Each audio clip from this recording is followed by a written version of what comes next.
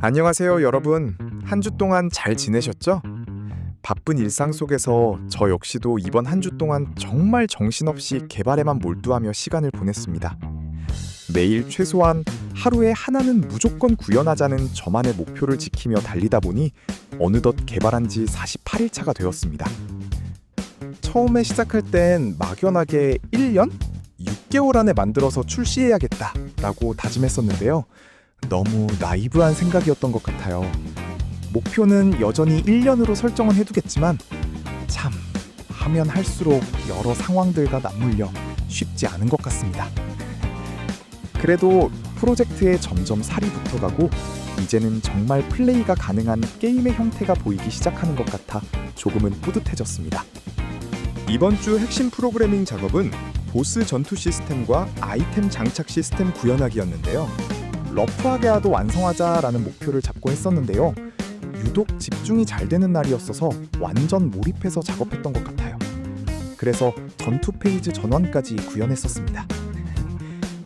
특히 보스 AI는 스테이트 트리를 활용해 제작해봤는데요.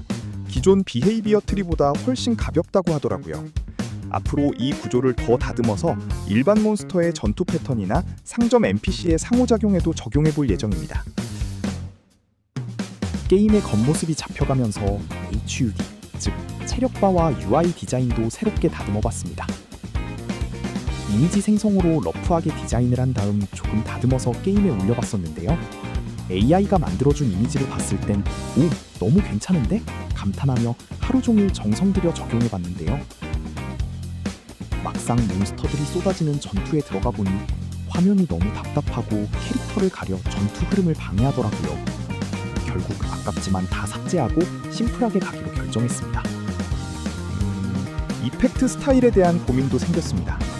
일관된 클레이 재질과 대충 만든 듯한 러프한 스타일을 위해 이펙트도 비슷하게 만들어야 할지, 일반적인 액션 게임 이펙트들처럼 화려하고 타격감을 살리는 방향으로 가야 할지 고민이 생겼습니다. 최근 2D 이펙트 쪽은 AI가 너무 잘 만들어주더라고요. 그래서 아직은 게임을 개발하면서 둘 다 제작해서 사용해보고 어떤 스타일의 이펙트가 잘 맞을지 결정해봐야겠습니다. 그리고 이번 주에는 제 게임을 세상에 선보이기 위한 첫 관문인 스팀웍스 가입을 마쳤습니다. 생각보다 게임 등록 절차가 복잡하더라고요. 까다로운 신원 인증도 하고 가입 수수료도 내고 며칠 대기했더니 우선 승인은 났는데 아직 상점 페이지가 남았습니다. 여기서 많이들 거절이 되어서 재작업하는 과정을 많이 겪는다고 하더라고요. 등록이 끝나는 대로 내용 공유드리겠습니다. 오랜만에 후디니로 이펙트를 제작해봤는데 후디니도 얼리얼 엔진처럼 업데이트가 무척 빠른 툴이라 공부해야 할 게 끊임없이 너무 많은 것 같아요. 그렇게 많이 프로젝트 작업을 했었는데도 몇 달 안 썼더니 사용해야 할 노드가 생각이 안 나서 당황스러웠어요. 이번 주에는 스팀 상점을 둘러보다가 아트가 너무 이뻐서 구매했던 게임을 플레이해봤습니다. 게임을 하면서도 게임 분위기랑 색감이 너무 독보적이라 생각이 들었던 게임이었어요.